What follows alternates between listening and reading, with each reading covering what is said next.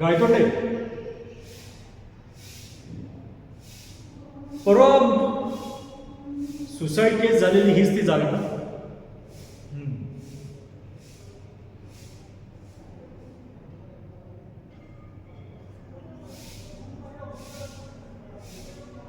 पण तुम्हाला गमत सांगू,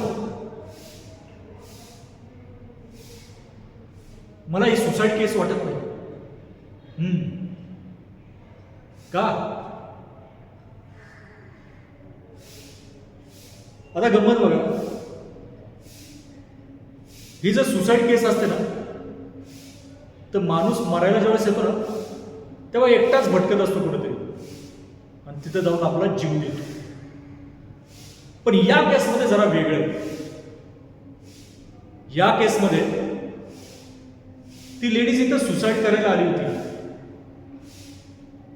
तिने तर सुसाईड केलं म्हणजे जीव दिला.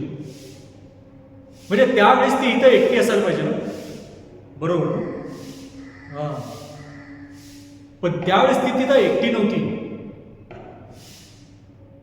त्यावेळेस घटनास्थळी इथं एक 4 व्हीलर सुद्धा होती.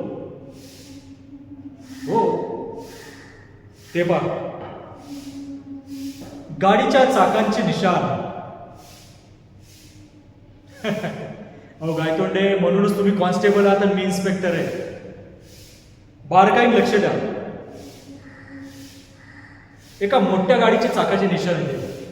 अर्थातच ती गाडी थार, टेम्पो ट्रॅव्हलर अशा टाईपमध्ये असतात. आणि हे सुसाईड असावं असं आपल्याला भासवण्यात आलं, पण हा आहे मर्डर. अजून एक गंमत सांगतो. आता आपण जिथं उभा आहे ना, तिथून खालची जी खोली आहे ती जवळपास 3000 फूट आहे. म्हणजे एवढ्या उंचावर आपण थांबलो. आता गायतोंडे गंमत बघा, एखाद्याला मरायचं असेल ना, तो या उंचावरनं पण उडी मारू शकतो. तो सोबत येताना पॉयझन कशाला घेऊन येईल? हा, बरोबर का? हा, ह्याचाच अर्थ